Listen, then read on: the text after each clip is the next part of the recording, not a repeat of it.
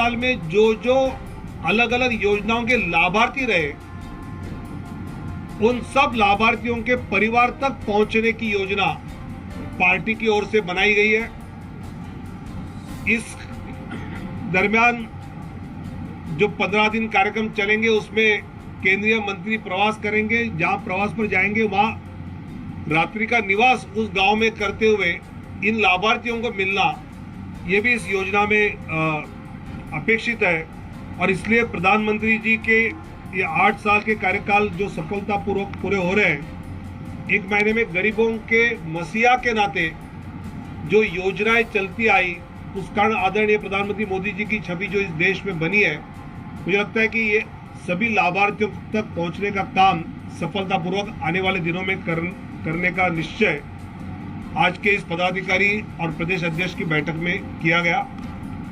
दूसरा वक्तव्य जो हुआ वो राजस्थान में ये बैठक हो रही है और स्वाभाविकता राजस्थान की जनविरोधी कांग्रेस सरकार जिस प्रकार उनका यहाँ सत्ता में काम करने का तरीका है, उसका नतीजा ये हुआ कि शांतिपूर्ण प्रदेश के नाते राजस्थान का जो परिचय था अब अपराधों की राजधानी बन गई है। 7 लाख नए केसेस दर्ज हुए।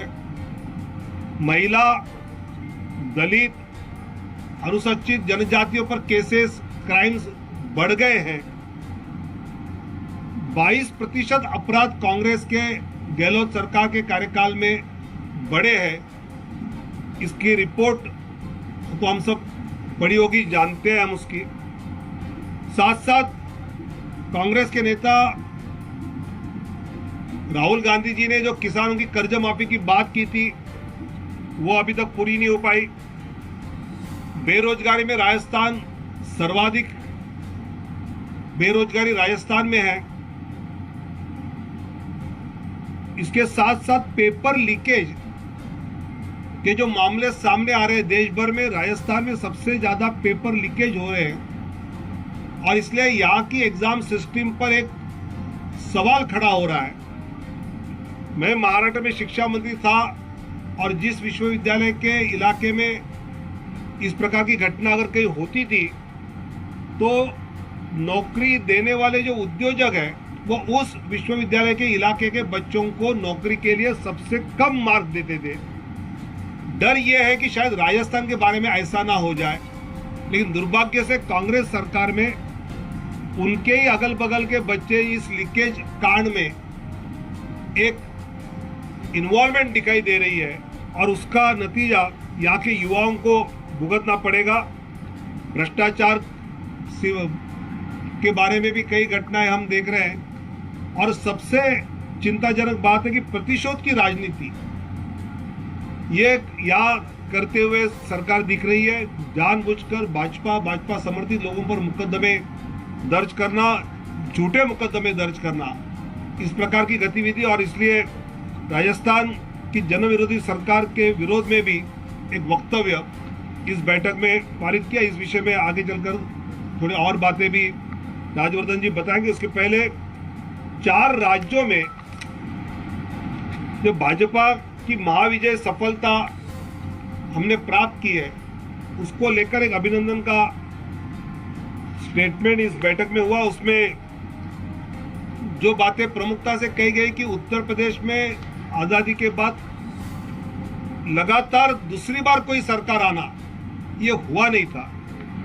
जो इस बार उत्तर प्रदेश में भाजपा की सरकार दोबारा बनी, 14 के लोकसभा, 17 के विधानसभा, 19 के लोकसभा और 22 के विधानसभा चुनाव के परिणाम में भाजपा का वोट शेयर 39% से 42% तक बढ़ता हुआ दिखाई दिया और यहाँ हमने रिकॉर्ड जीत प्राप्त की। वही उत्तराखंड की बात है।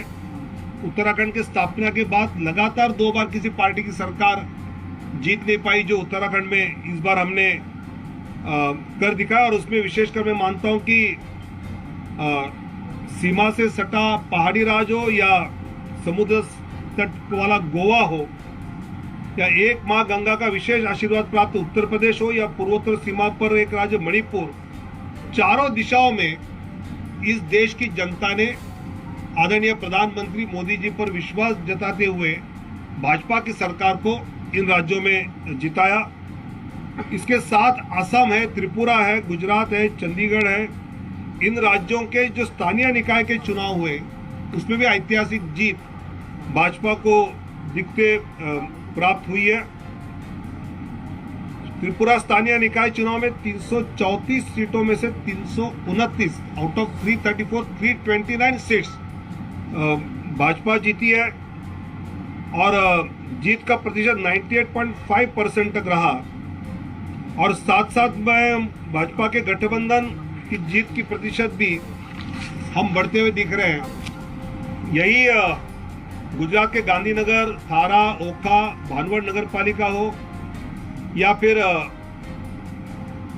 असम के इसमें जो हमने जीत प्राप्त की वो, आज झारखंड के इसमें भी पॉजिटिव जो दिखाई दे रहा है। मुझे लगता है कि विधानसभा हो या नगर निगम या स्थानीय स्वराज्य संस्था के चुनाव, इन सभी में भाजपा की जीत होते हम देख रहे हैं। और विशेषकर एक एंटी इनकम्बेंसी यह शब्द प्रयोग बहुत प्रचलित था, उसको अभी हटाते हुए प्रो इनकम्बेंसी इस शब्द का इस राजनीति में अब प्रचलन बढ़ा है।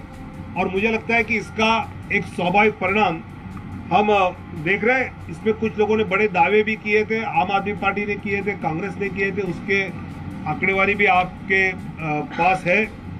मुझे लगता है कि जो ऐतिहासिक जीत का जो समीकरण है उसमें एक तो जाति पंथ के सीमा को छोड़कर जो लाभार्थी इस देश में निर्माण हुए, मैं इस जाति का हूं तो मिलेगा, इस जाति का हूं तो नहीं मिलेगा, ये नहीं रहा। सबको समान इसमें अलग अलग योजनाओं में लाभ हम देते गए। और विशेषकर MY समीकरण, महिला, यूथ और योजना, ये MYY समीकरण, ये भाजपा के जीत के लिए मैं मानता हूं कि सबसे बड़ा उपयोगी रहा। और कोरोना के कालखंड में जो काम आदरणीय प्रधानमंत्री जी के नेतृत्व में हुआ उसका भी स्वाभाविक परिणाम इस चुनाव में हमने देखा है। और मुझे लगता है कि हैदराबाद जैसे महापालिका, महानगर निगम में भी हमने सीटों का देखा कि 1 से 49 सीटों तक भाजपा को बढ़त मिली। और ये जो एक जीत का सिलसिला आदरणीय प्रधानमंत्री मोदी जी के नेतृत्व में देश में चल रहा है, आने वाले दिनों में वो और भी आगे चलते रहेगा, यही विश्वास है। और इसका सबसे बड़ा कारण है कि हिंदुस्तान की, भारत की राजनीति ये जो जातिवाद, क्षेत्रवाद, संप्रदायवाद तक सीमित थी, या परिवारवाद हो, पूंजीवाद हो, बाहुबली हो, इसको लेकर चलती थी, तो उसको छोड़कर सुशासन और विकासवाद को साधकर इस मुद्दों पर ये जो राजनीति आदरणीय प्रधानमंत्री जी मोदी जी के नेतृत्व में आई, उसका परिणाम इन चुनावों में हमने सब जगह देखा है। और सशक्त, समृद्ध और सुरक्षित भारत के निर्माण के लिए जनता भाजपा को आशीर्वाद देती रहेगी, यह विश्वास इस पदाधिकारी बैठक में जताया गया है। मुझे लगता है कि ये 3 प्रमुख वक्तव्य देश के जनता के सामने इस भाजपा की बैठक के द्वारा हमने लाए हैं। मित्रों, इससे पहले कि आप लोग तावड़े जी से विनोद तावड़े जी से कुछ जो सवाल है वो करें, मेरा आदरणीय राज्यवर्धन राठौड़ जी से आग्रह है कि जो राजस्थान के ऊपर जो वक्तव्य है उसके ऊपर एक सूक्ष्म सा अपना बयान दें। साथियों, धन्यवाद, आप समय निकालकर यहाँ पर आए। राजस्थान देश के विकास की स्थिति में काफी पीछे रह गया है। 3.5 साल पहले जिस पार्टी के ऊपर राजस्थान की जनता ने विश्वास करके उन्हें जिम्मेदारी दी यहाँ पर सरकार चलाने की, योजनाएं जमीन तक पहुंचाने की, जनता की सुरक्षा करने की और केंद्र सरकार के साथ मिलकर काम करने की, उसमें राजस्थान की राज्य सरकार पूरी तरह से विफल रही। और ये आंकड़ों के साथ आपको पता है, खास तौर से किसान, महिला और नौजवान, यूथ, इनके पूरी तरह से खिलाफ राज्य सरकार ने काम करा। जहां राजस्थान शांति प्रिय प्रदेश कई सालों तक, दशकों तक माना जाता था, पिछले 3.5 साल में इसने अपना रिकॉर्ड तोड़कर पूरे देश के अंदर नंबर 1 स्थान प्राप्त करा है महिला उत्पीड़न के अंदर, महिलाओं के खिलाफ जो अत्याचार हो रहा है उसके अंदर। और सबसे लास्ट अगर पूरे देश में राजस्थान है तो योजनाएं पहुंचाने में, खास तौर से पीने का पानी जनता तक पहुंचाने के लिए। इस अकेले स्टेटमेंट से आप समझ सकते हैं राज्य सरकार की एफिशिएंसी। यही नहीं, नौजवानों के लिए जो रिक्रूटमेंट, जितने भी इम्तिहान हुए एक के बाद एक इनका पेपर लीक हुआ और एग्जाम रद्द हुए। लाखों विद्यार्थी जो कैंडिडेट अपीयर हो रहे थे उनके साथ पूरी तरह से नाइंसाफी, उनके साथ पूरी तरह से धोखा हुआ। यही खत्म नहीं होता, तुष्टीकरण की राजनीति और करी इन्होंने। लगातार एक के बाद एक सबूत सहित, आप जानते हैं, मैं यहां दोहराने की कोई जरूरत नहीं समझता, सबूत सहित आप जानते हैं कि इन्होंने तुष्टीकरण करी, बौखलाहट में करी, मैं समझता हूं, क्योंकि इनके पांव के नीचे से जमीन खिसकती नजर आ रही। देश के अंदर 18 राज्य हैं जो भारतीय जनता पार्टी के साथ है, और जहां जहां कांग्रेस सरकार है वहां इनका सफाया हो रहा है। इनकी अंदर की जो रस्साकशी है उससे हमें मतलब नहीं है, ये इनकी इंटरनल राजनीति है। लेकिन जहां इनकी इंटरनल राजनीति राजस्थान के ऊपर प्रभाव डालना शुरू करे वहां हमें मंजूर बिल्कुल भी नहीं। मुझे नहीं लगता कि जिस तरह का एक्सपीरियंस, तजुर्बा जो हम सब समझते थे मुख्यमंत्री गहलोत साहब के पास था, मुझे नहीं लगता उन्होंने उसका एक अंश भी इस 3.5 साल के अंदर इस्तेमाल कर पाए हैं। पूरी उनकी ताकत अपनी कुर्सी को बचाने के लिए लगी हुई। और इसी कारण से हम ये भी जनता से सुनते हैं कि जितने इनके कांग्रेस के विधायक हैं उतने ही इनके मुख्यमंत्री, सभी जगह खुली छूट दे रखी है प्रशासन और पुलिस को कि जैसा एमएलए चाहे कांग्रेस का वैसा करिए। और उसके कारण से सारा लॉ एंड ऑर्डर, प्रशासन, सब कुछ भ्रष्ट हो गया। एक के बाद एक घटनाएं हो रही है राजस्थान के अंदर और जनता त्रस्त है पानी के लिए, अलग अलग योजनाओं के लिए। इनका चिंता शिविर, उस चिंता शिविर, चिंतन नहीं चिंता शिविर के बाद 2 इनके प्रदेश अध्यक्ष भारतीय जनता पार्टी को ज्वाइन कर चुके हैं। इनको चिंता अवश्य होनी चाहिए। ये बार बार इमेज मेकओवर करते हैं। ये इमेज मेकओवर से राजनीति नहीं होती। कई बार राहुल गांधी जी का इमेज मेकओवर हो चुका है, करोड़ों रुपए खर्च होते हैं उनके इमेज मेकओवर के लिए। कांग्रेस का इमेज मेकओवर के लिए खर्च हो रहे हैं। इमेज मेकओवर से काम नहीं होता, काम होता है जनता की सेवा करने से, जो ये समझ नहीं पा रहे। लेकिन अफसोस मुझे इस बात का है कि राजस्थान जो हम सबका राज्य है वो काफी पीछे होता जा रहा है बाकी राज्यों से, और ये बहुत बड़ा चिंता का विषय है जिसको जनता कांग्रेस को कभी माफ नहीं करेगी। धन्यवाद राज्यवर्धन जी। अभी जो हमारी बैठक चल रही है इसके समापन में एक और प्रेस कॉन्फ्रेंस होगी जिसमें बैठक से जुड़े समस्त जो बिंदु है उस पर हम लोग चर्चा कर सकते हैं कि जो अभी जितना हुआ है और जो अभी आदरणीय तावड़े जी ने कहा है उससे जुड़ा अगर आपका कोई प्रश्न हो तो आप लोग एक एक करके पूछ सकते हैं। एक आप लोग शशि जी मोदी जी ने कहा भाषाई विविधता देश में है और सभी भाषाएं देश में जुड़ी हैं। क्या बीजेपी के विस्तार के लिए भाषाई विविधता को स्वीकारना जरूरी हो गया, या देश में भाषाई आधार पर कुछ जगह विवाद हो रहे हैं उनको शांत करने के लिए इस पर फोकस? नहीं, मुझे लगता है कि बीजेपी की शुरुआत से ही ये मान्यता है, और हम तो बार बार अलग भाषा अलग वेश फिर भी अपना एक देश ये नारा देते हुए पार्टी में बढ़े हुए हैं। इसलिए अभी कोई नया नहीं है, ये तो पहले से ही भाजपा की कमिटमेंट है। प्रकाश भंडारी जी,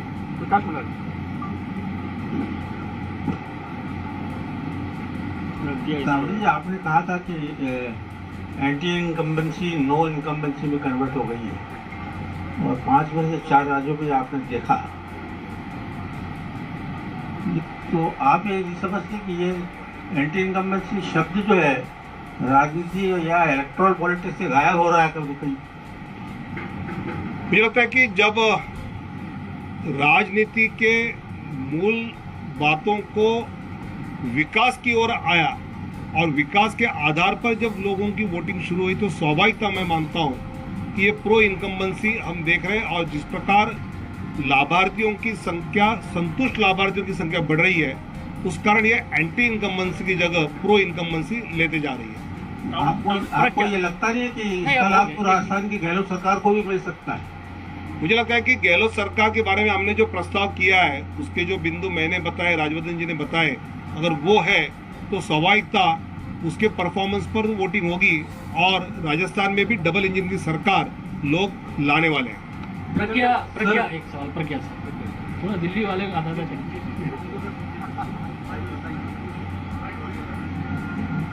सर, आपने MYY की बात की, महिला यूथ योजना, can you elaborate on that कि पार्टी का क्या रोड मैप है इसको लेकर, और ये सिर्फ राजस्थान तक सीमित रहेगी या पूरे देश में से लागू किया जाएगा? तो जो 5 राज्यों के चुनाव हुए, उस चुनाव में जो हमने देखा कि महिलाओं का और युवाओं का मतदान ये बड़ी मात्रा में वहां के भाजपा के पक्ष में आता हुआ देखा, और योजनाओं के लाभार्थी जिन बूथों पर ज्यादा थे वहां पर भी बीजेपी के उम्मीदवारों को वोट ज्यादा मिल गए। इसलिए उन चुनाव में महिला, युवा और लाभार्थी यानी जो योजना बनी, इसका एक पॉजिटिव असर हमने देखा, जो सिर्फ राजस्थान ने, सिर्फ ये 5 राज्य नहीं, तो आने वाले दिनों में पूरे देश में हम ये देखेंगे। संजय शर्मा।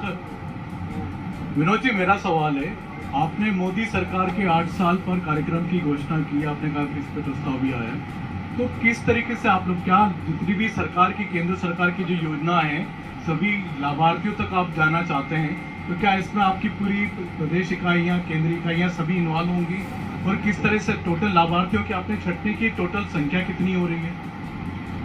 2014 से 2022 तक के लाभार्थियों की एक सूची पार्टी की ओर से बनाई जाएगी, वो बूथ लेवल तक पार्टी के कार्यकर्ताओं तक पहुंचेगी, और उन लाभार्थियों को मिलकर, अगर आपके यहाँ आयुष्मान में जो कार्ड मिला उसके आधार पर घर में किसी व्यक्ति की स्वास्थ्य की खर्च करना पड़ा 1.5 लाख 2 लाख, और वो आपको वो पैसा देना नहीं पड़ा, तो इसका कारण है कि केंद्र सरकार के, मोदी सरकार की ये योजना।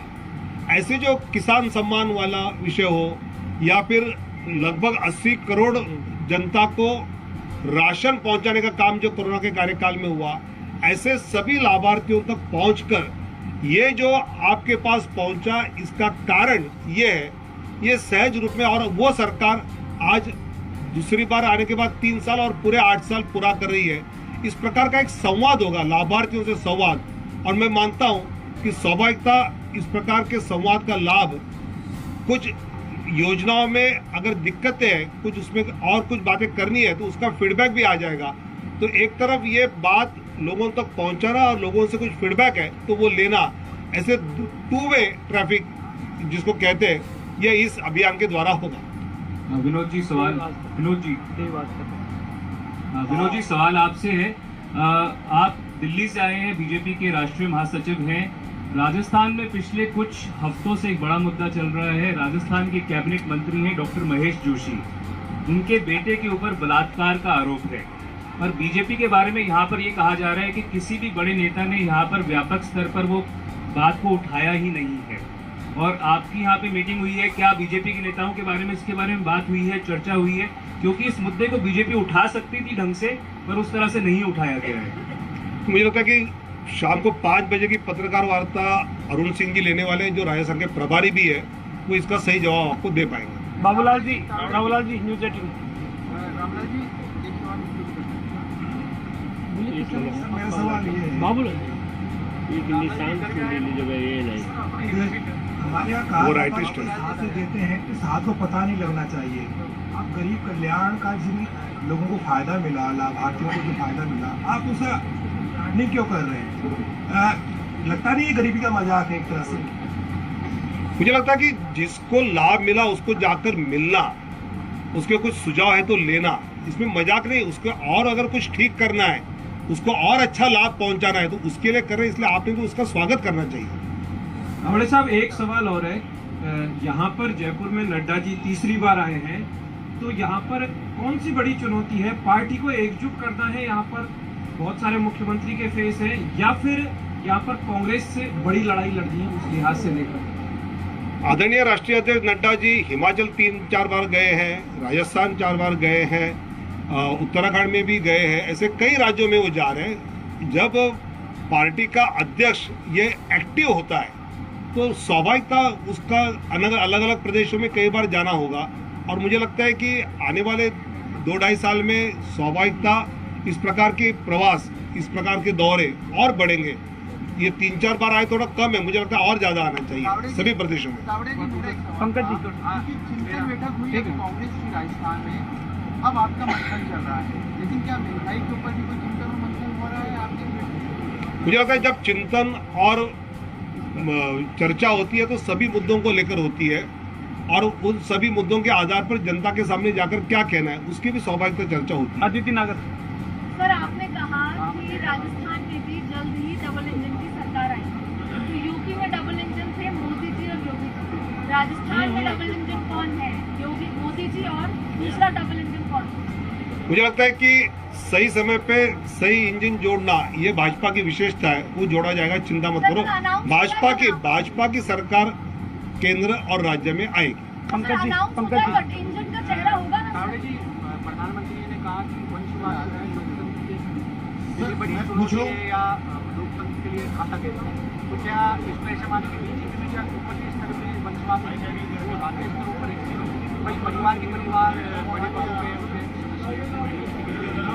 ऐसा माने कि एक परिवार से एक ही टिकट या एक ही परिवार से एक ही आदमी को इजाजत होगी किसी बड़े पद पर? वंशवाद की बात जब कही जाती है तब वो पूरी पार्टी एक परिवार के कब्जे में जब जाती है उसको प्राय वंशवाद, समाजवादी पार्टी है यादव, शिवसेना है ठाकरे, ऐसे अलग अलग पार्टियां एक परिवार की होती है, उस परिवार के व्यक्ति के हित के अनुसार पार्टी उनकी नीतियां बदलती है, जनता के हित के अनुसार नहीं बदलती है। इसका विरोध है और स्वाभाविकता उत्तर प्रदेश के चुनाव में आपने देखा होगा कि कई सांसदों के बेटा बेटी दामाद बहू टिकट मांग रहे थे लेकिन उनको मिला नहीं, क्योंकि भाजपा ये मानती है, गुजरात में जो प्रयोग हुआ कि सिटिंग सभी मिनिस्टर्स सीएम को विधायक बनाया गया और सभी बाकी मंत्री बने। हम अगर पार्टी में राजनीति में काम करते हैं तो हमने लगातार जनप्रतिनिधि होकर ही काम करना चाहिए, मंत्री होकर ही काम करना चाहिए, ऐसा नहीं। आप पार्टी का काम अलग अलग रूप से कर सकते हैं। इसका एक अलग आदर्श मैं मानता हूं कि भाजपा लोगों के सामने ला रही है।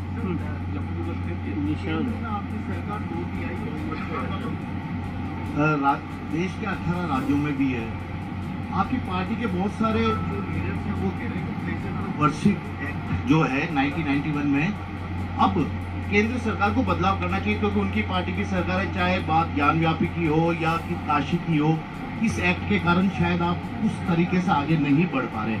क्या इसे लेकर राष्ट्रीय पदाधिकारियों की बैठक में कोई चर्चा हुई या चर्चा का इरादा है, और आपकी पार्टी क्या सोचती है सर वर्षिप एक्ट से? मुझे लगता है कि जो बातें न्यायिक स्वरूप में होनी चाहिए वो न्यायिक स्वरूप में होना, जुडिशियली होना यह आवश्यक है। राम मंदिर जैसा मुद्दा भी हमने जुडिशियली उसको हल हो गया वो, और इसलिए हमारी 2/3 हमारा बहुमत है, इसलिए हम कोई एक्ट चेंज करें इस प्रकार का करें ये नहीं है। हमारा आग्रह है कि सबका साथ, सबका विकास, सबका प्रयास, सबका विश्वास। अरविंद जी एक सवाल है सर, सर, एक सवाल है। और एक सवाल। 8 साल हो गए हैं मोदी सरकार को, 8 साल होने जा रहे हैं, लेकिन कांग्रेस का जो आरोप है, बेशक आप बहुत सारी उपलब्धियां गिनवा रहे हैं, लेकिन राहुल गांधी आरोप करते हैं, वो कहते हैं कि महंगाई को लेकर के कोई रोड मैप नहीं है, चीन को लेकर के खासतौर से विदेश नीति और उसको लेकर के कोई रोड मैप नहीं है, तो हर जगह भटकाव है, क्या कहते हैं? राहुल गांधी जी के ट्वीट कई बार वो खुद देखते हैं कि नहीं, मुझे डाउट है, क्योंकि उसने जो एलपीजी का ट्वीट किया था उसमें जो उन्होंने बताया था कि विदाउट सब्सिडी वो महंगा था, अभी हम जो विद सब्सिडी वो महंगा था और अभी तो सस्ता है। इसका मतलब राहुल जी कांग्रेस का प्रचार के बजाय बीजेपी मोदी सरकार का प्रचार कर रहे हैं क्या, ऐसे कई लोगों को लग रहा है। सर, अरविंद जी मेरा एक सवाल है सर, जेपी नड्डा जी करौली आए थे, कुछ उनका पारिवारिक कार्यक्रम था, आप भी बांसवाड़ा आए थे। इस समय से गहलोत साहब ये कह रहे हैं कि राजस्थान में जो सांप्रदायिक दंगे हुए हैं वो जेपी नड्डा जी उनका स्पष्ट जेपी नड्डा जी का नाम लिया था उन्होंने, करौली दंगे को। नहीं, अगर गहलोत जी को ये लगता है कि भाई आदरणीय नड्डा जी के आने से हो रहा है, तो उनका जो पुलिस इंटेलिजेंस है वो नाकामयाब है, सरकार नाकामयाब है, उनको पता कैसे नहीं चलता है? आकर जाने के बाद ये पता चलता है किसी मुख्यमंत्री को, तो इसका मतलब ही इज एन अनसक्सेसफुल, उनके लॉ एंड ऑर्डर पे उनका कंट्रोल नहीं, ये वो खुद मान रहे हैं। और नड्डा जी का प्रवास मात्र राजस्थान में नहीं हुआ, कई प्रदेशों में हुआ, वहां दंगे नहीं हुए, यहाँ क्यों हो रहे? इसका गहलोत जी ने सोचना चाहिए। राजस्थान में तावड़े की मित्रों, आप एक मिनट सुनिए एक मिनट। अभी दूसरी प्रेस कॉन्फ्रेंस भी है, मुझे पता है सब लोगों के बहुत सारे सवाल हैं, अगली प्रेस कॉन्फ्रेंस दोबारा होने वाली है। मैं विश्वास दिलाता हूँ जिन मित्रों ने भी सवाल लिए हुए, अगली प्रेस कॉन्फ्रेंस में उनके सवाल तावड़े जी की भी करा देंगे, चिंता मत कीजिए। बहुत बहुत धन्यवाद आप लोगों को। बहुत धन्यवाद साहब।